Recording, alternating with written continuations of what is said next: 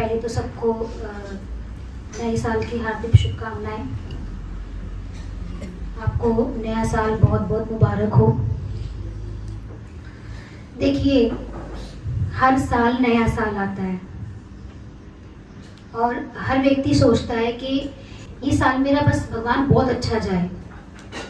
हम सभी उम्मीद करते हैं, लेकिन जब तक हम जीवन को नहीं समझेंगे तब तक हर साल हम उम्मीद ही लगाते रहेंगे। और हमारी उम्मीद किससे होती है? भगवान से। लेकिन कभी हमने ये नहीं देखा कि जिन भगवान से हम उम्मीद लगाते हैं उनका जीवन कैसा रहा। और अगर भगवानों में मैं बात करूं तो कौन सा भगवान आज सबसे प्रिय है? हाँ, कृष्ण भगवान।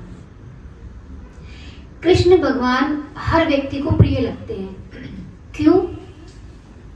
क्योंकि उनका नाम ही ऐसा है।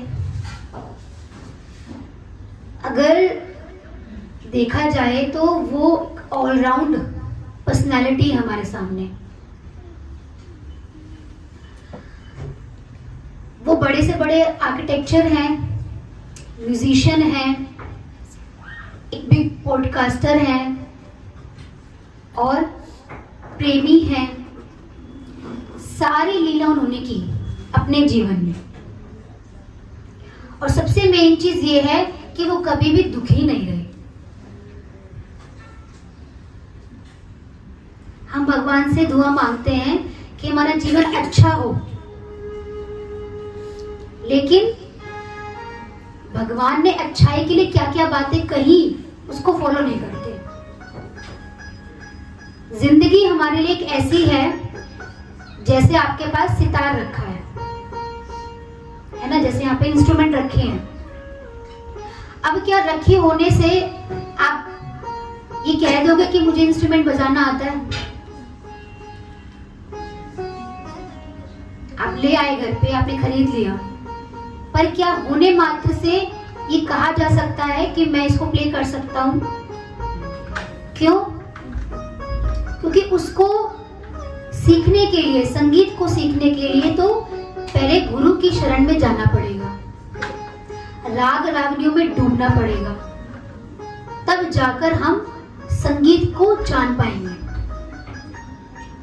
वीणा के तार को समझ पाएंगे और इस धुन में डूब पाएंगे। वैसे हमारी जिंदगी है। भगवान ने हमें जीवन दिया, लेकिन इसको प्ले कैसे करना है ये हमें नहीं पता। बस जैसे जीवन चला आ रहा था हम भी वैसा जीवन जीते हैं और आगे भी हम यही बात कहते हैं कि जीवन तो ऐसा ही होता है, यही जिंदगी है। तो जीवन को जो समझ जाता है वह जी लेता है, और जो जीवन को समझता नहीं वह जीता नहीं। भगवान कृष्ण हमारे सामने एक ऐसे एग्जाम्पल है कि जिन्होंने अपना जीवन जिया। उनकी आंखों में चमक, होठों पे मुस्कुराहट सबको एक प्रेम का संदेश देती है। चाहे वो युद्ध का मैदान हो, चाहे वो गोपियों के साथ हो, चाहे वो माँ यशोदा के साथ हो, वो ऑल राउंड पर्सनालिटी है हमारे सामने। जैसे देखिए, एक बार एक क्लास में टीचर ने कहा बच्चों को कि आपको एक पिक्चर बनानी है हाउस क्लींजिंग की, कि हाउस क्लीन हो रहा है। तो ठीक है, छोटे बच्चे थे, सब लग गए। तो टीचर देखती है कि सबने बना लिया, हाँ बना लिया। और वो जब सबकी ड्राइंग देखती है तो सब में एक चीज होती है, क्या? सबने अब घर बना रखे थे और मम्मी खड़ी कर रखी। तो टीचर कहती है कि सबकी ड्राइंग में मम्मी ही क्यों है?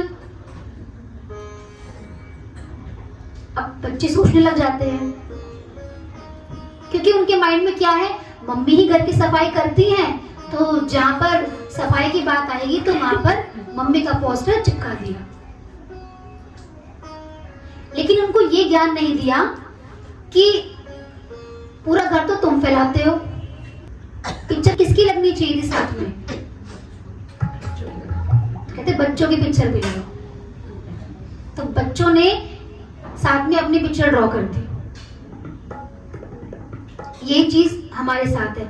जिंदगी दी है भगवान ने, लेकिन हमने उसको खाली धारणा, बस यही मान लिया, एक स्ट्रेटेजी चली आ रही है और उसको हमें फॉलो करना है।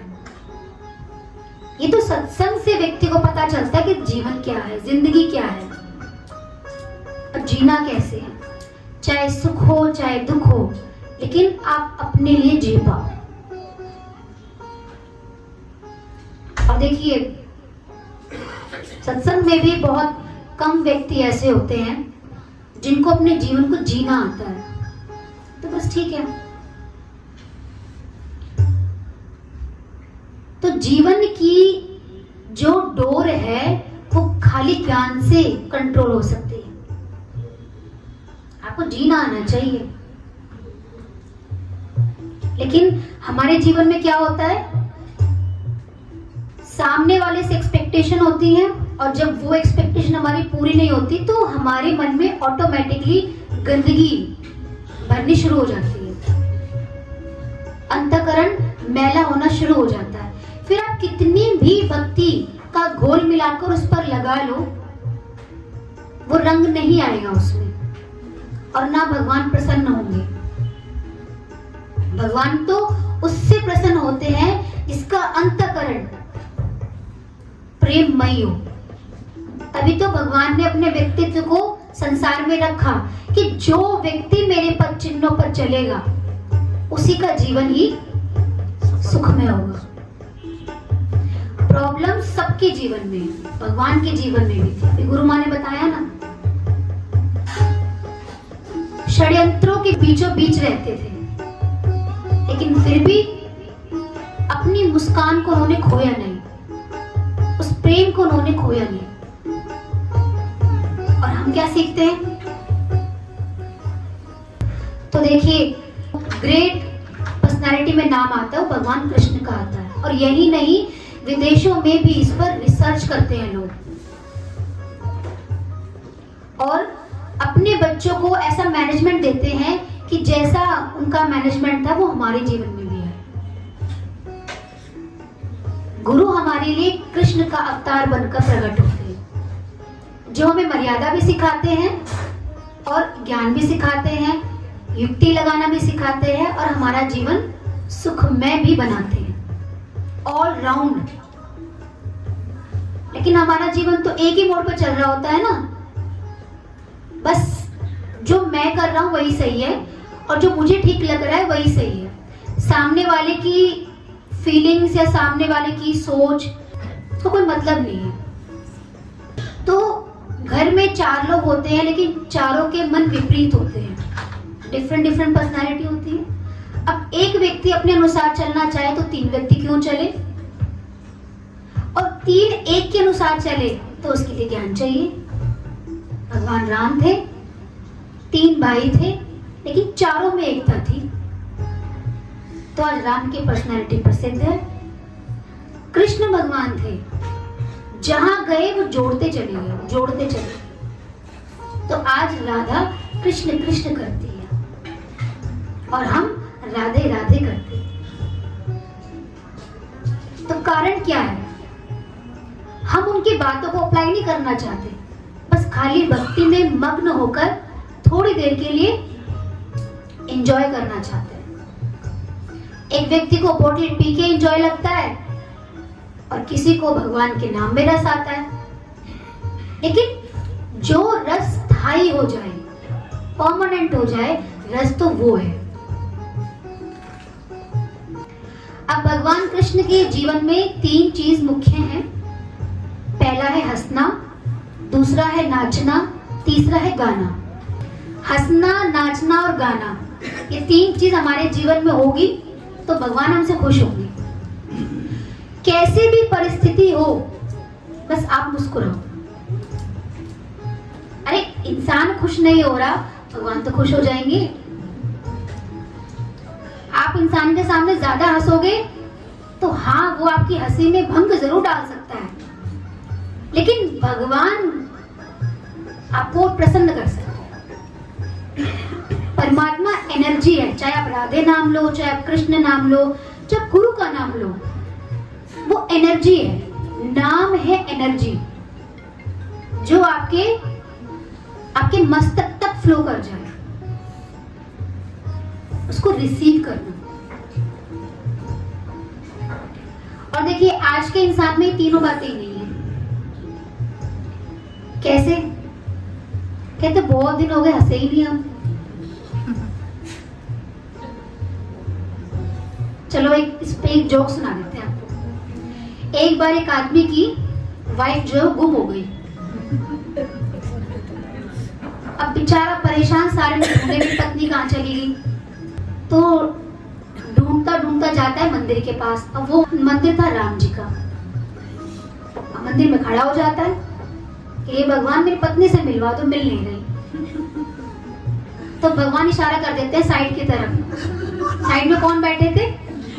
हनुमान जी। कहते ये मेरे भी यही लाए थे, इनसे पूछो। तो देखिए जीवन में हंसना, आज हम हंसी की शुरुआत कर रहे हैं कि हमारा ये जो नया साल है, ये साल हम मुस्कुराते ही रहे।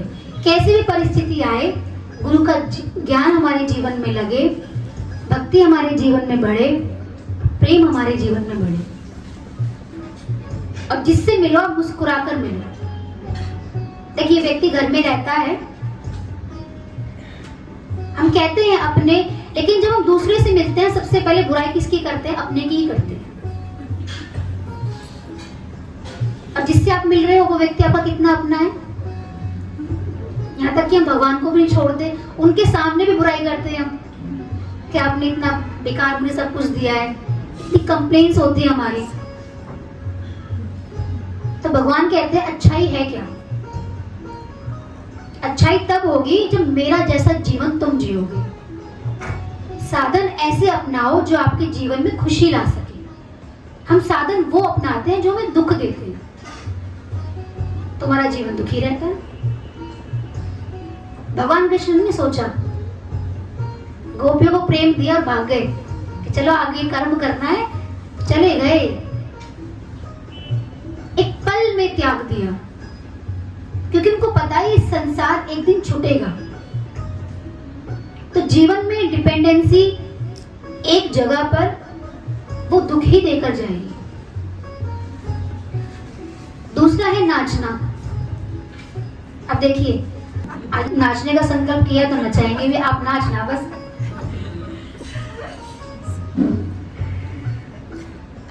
व्यक्ति दुख से इतना बड़ा होता है, कहता है नाचने के लिए मुझे थोड़ी दो घूंट लेनी पड़ेगी। एक भगवान के दर पर सब नाचते हैं, कहते हैं दो घूंट पिलानी पड़ेगी। किसकी? भगवान के नाम की। तो भगवान कृष्ण ने भी गोपियों को दो घूंट नहीं, बोतल की बोतल दी। 6 महीनों तक रास करवाया कि जिससे जब भगवान कृष्ण उनको छोड़कर जाएं तो वे प्रेम में एक पल भी उनको भूल ना पाए। हम तो कहते हैं हमें संसार के काम में भगवान याद नहीं आते। गोपियां कहती थी भगवान भूलते ही नहीं है। राधा कहती है भूलते ही नहीं है। तो देखिए अब उनकी पर्सनालिटी में हमारी पर्सनालिटी में क्या डिफरेंस है? यही डिफरेंस है। तीसरा क्या है? गाना। पहले गाते थे, कब गाते थे? जब जीवन में कोई मिलना होता था। आज सारी चीजों में हमारा जो मन ठंडा पड़ गया, कहता गाने का मन ही नहीं करता। पत्नी तो सोचती है कि अब ये मेरे लिए गाए, अब कहां से गाए, तो जोश ठंडा पड़ गया। लेकिन गोपियां भगवान गए तो भगवान के प्रेम में गाती हैं, नाचती हैं, खुश होती हैं। मीरा भगवान के प्रेम में गाती है। कहते हैं ना जब गुरु ने मीरा को मूर्ति दी भगवान कृष्ण की, तो कहती है भगवान कृष्ण को पसंद क्या है? तो भगवान कृष्ण को 2 चीज बहुत पसंद है, एक गाना और एक नाचना। तो कहती ठीक है मैं गाऊंगी भी और नाचूंगी और अपने भगवान को प्रसन्न करूंगी। हम क्या कहते हैं? गाना तो आता ही नहीं है। अरे भी अकेले में गा लो, भगवान तो वहां भी सुन लेंगे। भगवान भगवान के लिए गाओ तो सही, उनको पुकारो तो सही और नाच भी लो। एक बार अपनी खुशी को प्रकट तो करो भगवान के लिए, तो भगवान प्रकट ना हो जाए ऐसा कैसे हो सकता है? मीरा की लगन लग गई भगवान से, और हमारे भगवान से तो लगन छूटी हुई है, संसार से भी छूट चुकी है। संसार में जो एक मेजर चीज है आज, कनेक्टिविटी, वो खत्म हो गई है। कनेक्टिविटी नहीं है हमारे अंदर, क्योंकि व्यक्ति आज एक फोन तक इतना सीमित है कि उसको कोई व्यक्ति दूसरा चाहिए ही नहीं। पहले जन्मदिन होता था किसी दोस्त का, तो दोस्त के घर चले जाते थे, बर्थडे विश करते थे या रिलेटिव में कहीं जाते थे। आजकल तो या गुरुजी का बर्थडे हो, जाते थे, आशीर्वाद लेते थे, फल फूल लेके जाते थे, खुशी आती थी जीवन में। और आज तो क्या रह गया है, फेसबुक से तो पता चल जाता है इसका बर्थडे है, फोन पे बात कर लो बस। तो खुशी का द्वार तो हमने ही बंद कर दिया, खुशी का आएगी कहां से? हम चाहते हैं हे भगवान हमारे जीवन में खुशी क्यों नहीं आ रही, हम राइज क्यों नहीं हो रहे, हम ग्रो क्यों नहीं कर रहे, लेकिन ये नहीं पता कि वो सारे गड्ढे हमने खुद ही खोद रखे। अब उनको चेंज करना कितना मुश्किल है। आप क्या कहेंगे, वो एनवायरनमेंट नहीं है हमारे पास, वो लोग नहीं है हमारे पास, फ्रेंड सर्कल नहीं है हमारे पास, बच्चे हमारे नहीं सुनते, तो फिर अरे बच्चे हमारे नहीं सुनते, अच्छी बात है ना, अपने मन को भगवान में लगाओ। और जिस दिन प्रेम का संचार हो गया, उस प्रेम की एनर्जी से कोई व्यक्ति तो आपका अपना बनेगा, जो प्रेमी होगा वो आपके पास तक आएगा।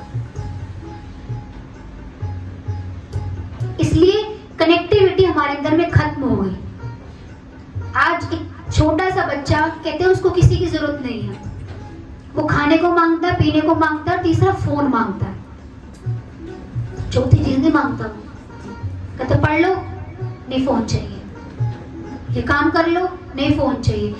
यही कारण है कि हमारी आज की जो युवा पीढ़ी है वो बहुत लेजी हो गई है। कुछ नया करने का, कुछ नया संचार उनकी लाइफ में है ही नहीं, या तो नौकरी और या फिर मोबाइल। तो कहाँ ग्रो करेंगे? और फिर कौन सा भगवान सुनेगा हमारी बात? क्यों सुनेंगे वो? भगवान के लिए हमने किया है, भगवान के लिए ना हमने बांसुरी बजाई, भगवान के लिए ना हमने नृत्य किया, तो फिर क्यों सुनेंगे? मतलब हम तो, हमारी एक्सपेक्टेशन भगवान से इतनी, और भगवान हमसे इतनी भी नहीं रख सकते, तो ये कैसा संबंध हुआ? संबंध में हम कहते हैं ना कि हस्बैंड वाइफ की एक्सपेक्टेशन को पूरा करे, वाइफ हस्बैंड की एक्सपेक्टेशन को पूरा करे, रिलेशन तो उसी को कहते हैं ना। और अगर हस्बैंड मना कर दे तो क्या करेंगे? फिर तो पता नहीं क्या क्या फ्लाइंग आएगा। तो ऐसे ही भगवान है, जब जीव भगवान के लिए कुछ करता है तब जाके भगवान उस जीव के ऊपर कृपा करते हैं। उससे पहले तो कहते हैं चलो बच्चा सो रहा तो सोने दो, जागा ही नहीं है तो फिर अच्छी बात है, जागेगा तो मुझे परेशान करेगा, जागा ही नहीं, सोए रहने दो। तो इसलिए इस जीव जगत में हर जीव सोया पड़ा है, और जो जागता है फिर वो जाग ही जाता है, फिर वो सोता नहीं है। गुरु की ये बात हमारे अंदर में लग जाए तो जाग जाए। अब इतने लोग बैठे यहाँ पर, किसके अंदर वो तीर लग जाए जो जाग जाए? नहीं तो सोते हुए आए, सोते हुए जाएंगे। तो साल भी सोया सोया बनाएंगे हम। जागे अपने प्रति, इन चीजों को अवॉइड करके अपनी आत्मा के लिए प्रयास करें। सारी चीज आपके अपने अंदर है, भगवान भी हमारे अंदर है, लेकिन वो अपने कपाट कभी नहीं खोलते। क्यों? कहते हैं जब तक जीव का मुख मेरी तरफ नहीं होगा तब तक उसको मेरा दर्शन कभी हो ही नहीं सकता, और बिना गुरु के भगवान के दर्शन नहीं होते। ये बात भी आपको पता है, इस कलयुग में तो संभव ही नहीं है, और कोई गुरु उस चीज को शो भी नहीं करता। कहता अच्छा है ना, संसार मांगने आया, संसार दे दो। भगवान में जाने के लिए तो बहुत कठिन रास्ता है, बहुत प्रेम चाहिए। रास्ता कठिन क्यों है? बहुत प्रेम चाहिए, पैशन चाहिए। जैसे हमारा संसार में पैशन था ना, हमें पैसा कमाना है, ऐसे भगवान के लिए पैशन चाहिए। अच्छा एक बात बताओ, मनोरंजन और उत्सव में अंतर क्या होता है? हमने नया साल मनाया होगा, खूब धमा चौकड़ी लगाई होगी, खूब पार्टी भी मनाई होगी। मनोरंजन में और उत्सव में क्या अंतर है? एंटरटेनमेंट एंड सेलिब्रेशन, क्या डिफरेंस है? कोई बताएगा? रिया, जूही? जब हम कोई चीज संसार के साथ करते हैं तो वो एंटरटेनमेंट है, और वही चीज अगर हम कोई भगवान के प्रति करते हैं तो वो सेलिब्रेशन। देखिए, जिस जगह पर आप पैसा देकर इंजॉय कर रहे हो वो एंटरटेनमेंट है। एक दिन खुशी का आया, आपने पैसा दिया और आपने इंजॉय करा। लेकिन उत्सव उसको कहते हैं जिसमें आप पार्ट खुद ले रहे हो। और उत्सव के लिए कोई दिन विशेष नहीं है, आप हर दिन उत्सव मना सकते हो, हर दिन। भगवान कृष्ण ने किसी को नहीं कहा यमुना तट पर आना, तुम बांसुरी बजाना, तुम ये करना, नहीं नहीं। कहते मैं ही गाऊंगा, मैं ही बजाऊंगा, मैं ही नाचूंगा। सारे काम खुद ही किए क्योंकि उनको इतनी एंजॉयमेंट थी। तो जिस दिन आपको खुशी के लिए किसी का सहारा ना लेना पड़े और आप उस खुशी में खुद इन्वॉल्व रहे, उसको कहते हैं उत्सव। उत्सव होता है संतों के दर पर, भक्तों के साथ, उसको कहते हैं उत्सव। जहां व्यक्ति दिल खोलकर बस अपने आप को भुलाना चाहता है और या फिर अपने आप को भगवान के रंग में डुबोना चाहता है, उसको कहते हैं उत्सव। कि आज मुझे खुशी आई और मेरा मन नाचने लगा। अब हमें उत्सव आप सब लोगों के साथ अच्छा लगता है, तो हम वेट करते हैं कि दिन आएगा, और क्योंकि सब लोग रोज तो आ नहीं सकते, हम तो रोज उत्सव मना रहे, लेकिन विशेष दिन पर व्यक्ति जरूर आता है। और जब उत्सव मनता है तो भगवान कृष्ण वहां प्रकट हो जाते हैं। तो भगवान कृष्ण कहाँ प्रकट होते हैं? जहां भक्ति का उत्सव होता है। इसलिए संसार में खुशी के लिए सोचो मत, भगवान की हर लीला जो है ना वो ज्ञानमयी थी। भगवान ने कालिया नाग पर नृत्य किया। क्यों किया? कोई पूछे क्यों किया? कालिया नाग को भगाना ही था, नृत्य क्यों किया? ये दिखाया उन्होंने कि जब आपके सामने भय आए, काल रूपी भय आए, उसके सर पर पैर रखकर नृत्य करना और उसको जीतना और अपने जीवन में खुशी लेकर आना, ये थी उनकी लीला। गोपियों से इतना प्रेम किया, राधा को इतना प्रेम दिया। कोई व्यक्ति आपके पास आए तो उसको प्रेम दो, इतना प्रेम दो कि जब आप जाओ तो आपको याद करे। लेकिन आजकल की दुनिया तो ऐसी कहते हैं, आया भी जल्दी से चला जाए, फिर तो याद भी ना करें इसको, आ गया हमारा टाइम वेस्ट करने। ऐसी है, कहते हैं टाइम ही नहीं है। हर व्यक्ति के मुख पर एक मंत्र है, समय नहीं है। कितना मुश्किल है समय निकालकर लोगों को इकट्ठा करना और उनको भगवान की बातें सुनाना। अभी आप एक फोन कर दो, पार्टी कर रहे हैं, आपको 10 लोगों को, 10 दोस्तों को कॉल करने की जरूरत नहीं पड़ेगी, एक के बाद एक। पैसे भी इकट्ठे हो गए, जगह भी पसंद कर लिए, पार्टी भी बन जाएगी। लेकिन भगवान के लिए मैसेज भी नहीं पड़ा, हमें तो पता ही नहीं चला, लोकेशन ही नहीं मिली। अब बताओ, भगवान तुम्हारे द्वार पर खटखटाहट करते हैं कि तुम उठो, भगवान के लिए कुछ पुण्य करो। जब व्यक्ति जीवन से जाएगा तो ये पुण्य काम आएगा, कुछ काम नहीं आएगा। हम देखिए, हमने अपने सामने इतने लोगों को देखा है, एक श्वास उनको भगवान ने नहीं दी। अगर व्यक्ति को बचाती है तो अपनी भक्ति बचाती है। वो तो आपको भगवान से मांगनी पड़ेगी। तो उसके लिए पहले क्यों ना प्रयास कर ले, बात तक क्यों छूटे।